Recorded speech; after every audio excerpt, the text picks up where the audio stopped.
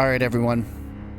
We are going to just go ahead and start the review for Star Wars Jedi Survivor while the credits roll.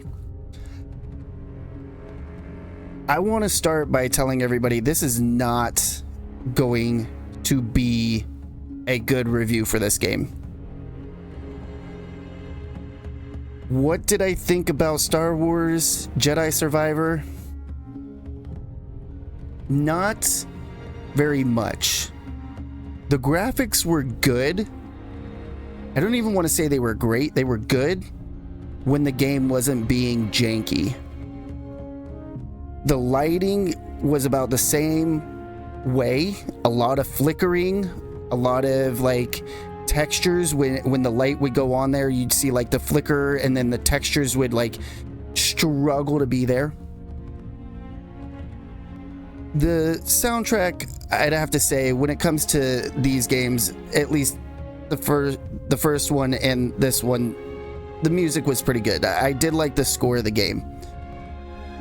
The characters were relatively good. I like Cal. My favorite is still Grease and BD1, even though BD1 doesn't say anything. The overall story of the game I enjoyed, except for one part. When Darth Vader shows up, it made me laugh audibly so hard I cried. I get you want a big bad villain to show up, and Darth Vader is very iconic. But you did that in the first game, and then you go and do that in the second game, and I feel like the only reason they did it is to make it dramatic. And you can do that in so many different ways. They could have left Vader out and had the Empire attack and still had a dramatic moment. But this was so bad. It made me laugh so hard, and that is sad to say. If they do that in the third game, because there's supposed to be a third one, this is supposed to be a trilogy. If they do that with the third game, I'm just out. You know, like, sure, have big baddies, have the Empire in the game, but Darth Vader doesn't need to be in every single game to just ruin, and he's not ruining it, it's just it ruins the tempo, the vibe of everything that's going on, because we know how powerful Vader is. It just does not fit.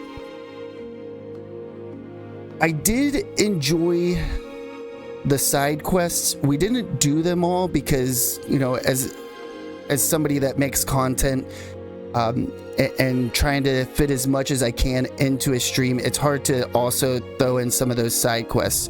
So we got a good portion of them done, but we didn't get all of them done, unfortunately.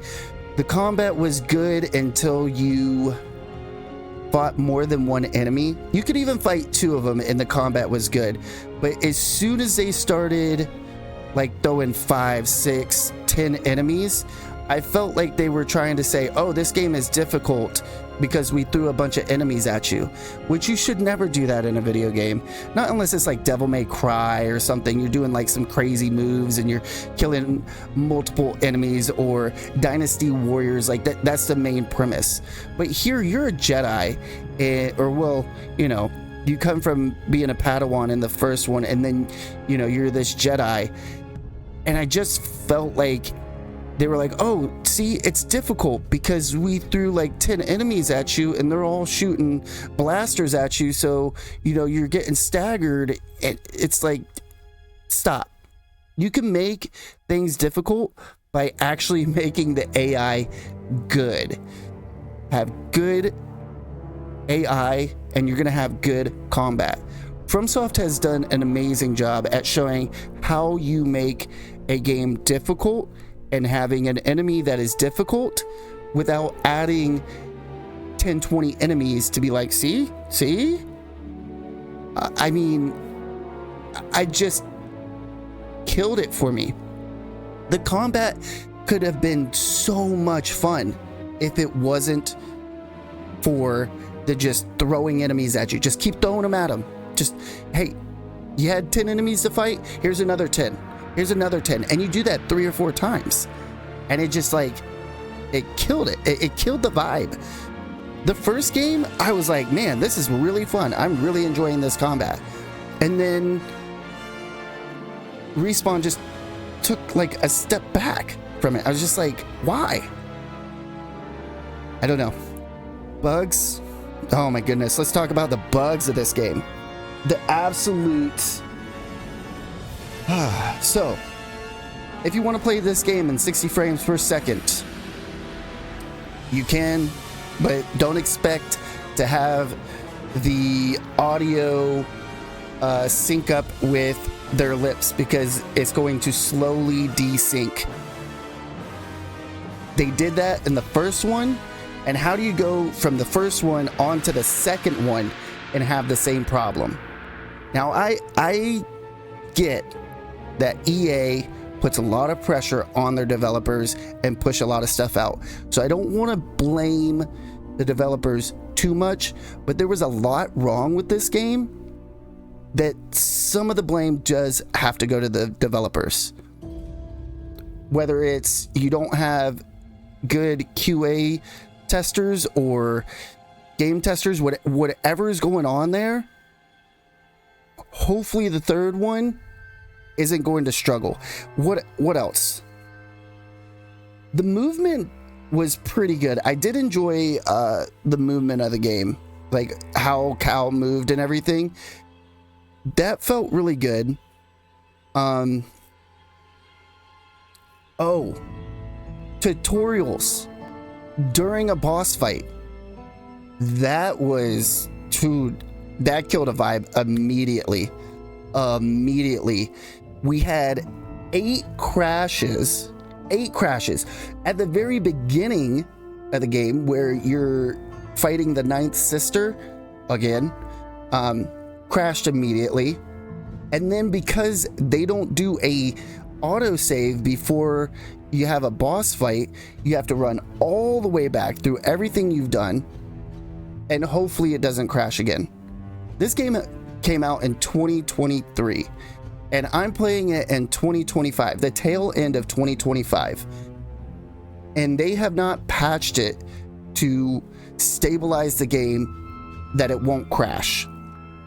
8 crashes on just a single playthrough probably isn't bad for some people, but when you're streaming it and then boom, it crashes, and you're like, okay, and then you rest at a meditation spot and then the screen goes black. It's just like, what is going on, guys? What is going on? There's just way too many bugs. I don't feel like anything really stood out. Like I said, and unless you are a die-hard Star Wars fan, skip this game. Skip it. For all the die-hard Star Wars fans, play the game. But if you're wanting a great experience, just go play the first one. I'm actually sad that I gave the first one a 7, because now I feel like it needs an 8 or 9 compared to this one. What would I rate this game? I hate to say it, but I would give this game a 5 out of 10, because it was, the bugs took me out of the game that much. Crashes, desync of the audio, flickering lighting, textures popping in and out. You go into a cutscene, and then instead of transitioning naturally, you get a black screen, and then it's up to another cutscene. It's just like you're fighting a boss, cutscene, mash square, cutscene, mash square again, fight the boss, cutscene, mash square. It's like, guys, you had the perfect formula for the first game, and you just said, fuck it, we're just gonna start all over. Why? Take the same formula you had and just improve on it. just improve on it.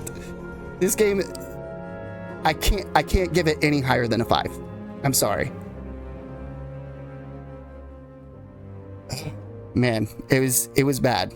It was a bad experience. Story's great. I enjoyed the story besides Darth Vader. But yeah, didn't have a good time playing this game. All right, everybody. If you enjoyed the review, go ahead and hit the thumbs up button. If you didn't, hit the thumbs down button. Let me know why down in the comments below. It only helps the channel. Also, if you enjoy content just like this, be sure to subscribe, or don't. I don't know. I'm not your dad. Do whatever you want. And like always, everybody, have a good morning, a good afternoon, or a good night, or whatever time it may be in your part of the world. Mr. John Wayne, signing off.